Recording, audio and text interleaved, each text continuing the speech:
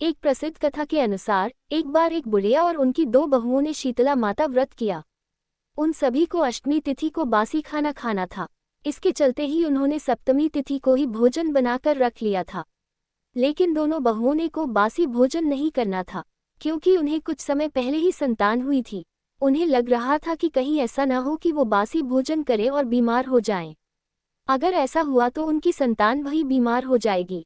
दोनों बहुओं ने बासी भोजन ग्रहण न कर अपनी सास के साथ माता की पूजा की। इसके बाद पशुओं के लिए बनाए गए भोजन के साथ ही अपने लिए भी ताज़ा भोजन बना लिया, फिर उसे ग्रहण भी कर लिया। Prime article banner. फिर जब उनकी सास ने उन्हें बासी भोजन करने के लिए कहा तो उन्हें टाल दिया। ये कृत्य देख माता कुपित हो गई और अचानक ही उनके नवजातों की मृत्यु हो गई। जब ये बात सास को पता चली तो उसने अपनी बहुओं को घर से निकाल दिया। दोनों अपने बच्चों के शवों को लिए रास्ते पर जा रही थीं। तभी वे एक बरगद के पेड़ के नीचे आराम करने के लिए रुकीं।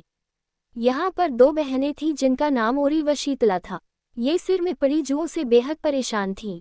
बहुओं को उनकी स्थिति देख उन पर दया आ गई। उन्होंने उनकी मदद करनी चाहिए और उन बहनों के सिर से जुएं निकाली। इससे उन दोनों बहनों को चैन मिल गया। उन बहनों ने बहुओं को आशीष दिया कि तुम्हारी गोद हरी हो जाए। ये सुन उन बहुओं ने कहा कि उनकी हरी गोद तो लुट गई है। तब उनमें से एक बहन जिनका नाम शीतला था, दोनों बहुओं को लताड़ लगाए और कहा कि पापकर्म का दंड तो भुगतना ही पड़ता है।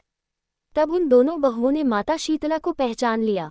वे दोनों उनके पैरों में पड़ गई और क्षमा मांगने लगी।